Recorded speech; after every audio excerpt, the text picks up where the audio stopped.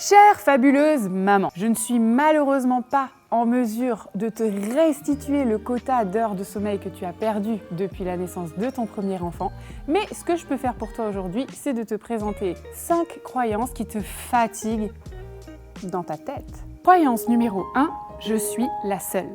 Eh oh! Je suis la seule à galérer, tout le monde y arrive, sauf moi. Bon, ça c'est la faute à Walt Disney. Ils vécurent heureux, eurent beaucoup d'enfants. Chez moi c'est plutôt ils vécurent heureux et eurent beaucoup d'emmerdes. J'aurais bien aimé la voir, Blanche-Neige, au jour 40 du confinement avec 4 enfants. Là, bah, c'est quand même très compliqué. Nico a dit de mettre les... J'avais pas mal de copines qui avaient des enfants, mais comme j'avais jamais entendu que c'était dur pour elles, je m'autorisais pas à dire que c'était dur pour moi. Quand on me demandait comment ça se passait avec les jumeaux, je répondais avec un grand sourire que tout allait bien, et dès que la porte était fermée, je m'effondrais en larmes. Le pire, c'est qu'à cette période-là, sans m'en rendre compte, je me rendais totalement complice du fameux mythe de la mère parfaite, puisque comme je ne disais pas que ça n'allait pas, mes copines aussi étaient persuadées d'être les seules à galérer. Croyance numéro 2. Si seulement j'étais comme elle. Il y a quand même quelqu'un qui nous a fait du mal, beaucoup de mal à nous, les mamans, les dernières années. C'est Kate Middleton. Voilà, Kate.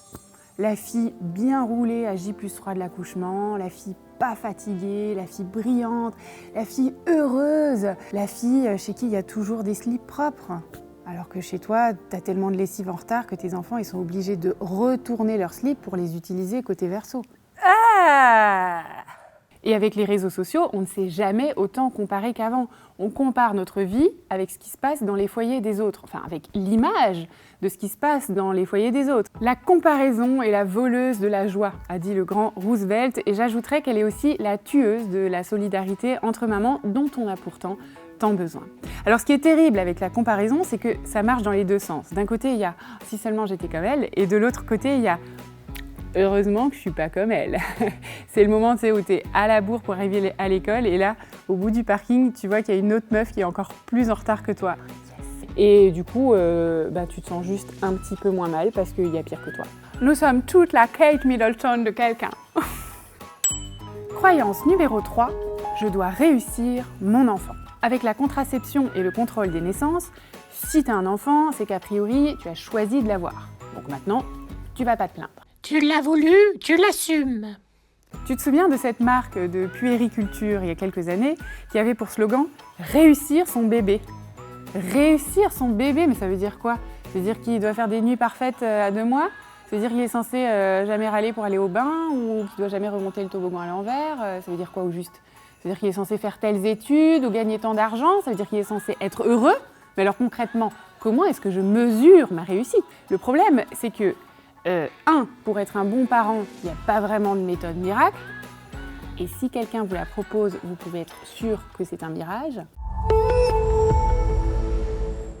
Il y a du bruit, des pleurs, des cris dans votre maison? C'est sans doute lié à votre enfant. No problémol, y'a Lentol.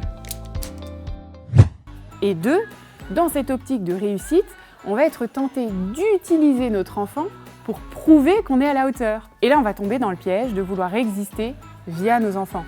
On a de la valeur uniquement s'ils sont sages, donc à la première sortie au supermarché, on n'a plus aucune valeur. La maman des 2 petits blonds qui sont en train de vider le rayon saucisses est priée de venir les récupérer immédiatement. Croyance numéro 4. Si je fais tout parfaitement, alors je serai aimée. Ça, c'est la tentation du perfectionnisme. Le perfectionnisme, c'est pas une question d'excellence, c'est pas une question d'avoir une maison propre ou des enfants bien élevés.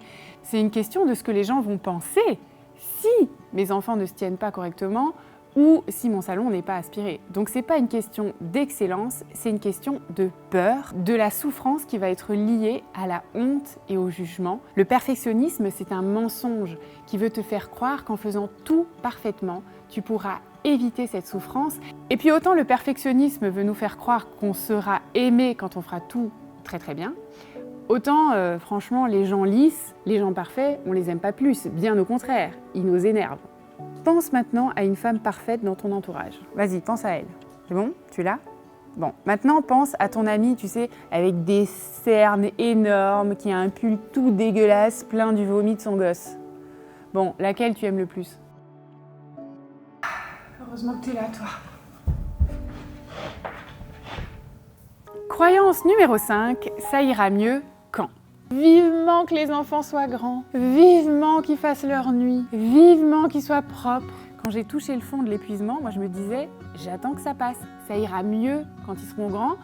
Sauf que mes amis plus âgés me disaient, bah, tu sais, grands enfants, grands soucis. Le seul jour où tu peux vraiment faire quelque chose pour toi, c'est aujourd'hui. Alors qu'est-ce que tu vas faire là, maintenant, tout de suite, pour prendre soin de toi sans aucune culpabilité? Peut-être juste prendre 10 minutes pour toi, toute seule, avec un café chaud et pas ce vieux truc insipide et froid qui t'attend depuis 3 heures sur la table de la cuisine, et puis un bon plaid dans lequel t'emmitoufler, juste pour prendre le temps de dire pause, de respirer un grand coup et te souvenir de ton cœur qui bat. Chère fabuleuse, ose mettre ta santé émotionnelle en priorité. Aujourd'hui, on a désamorcé 5 croyances qui fatiguent les mamans. Si tu en veux d'autres, dis-le moi en commentaire et bien sûr, n'oublie pas de t'abonner à ma chaîne.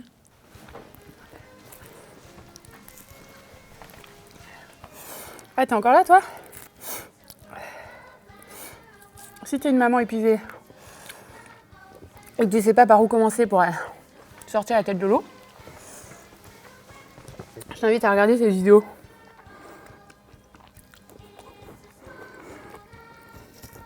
J'ai arrêté les pommes, moi.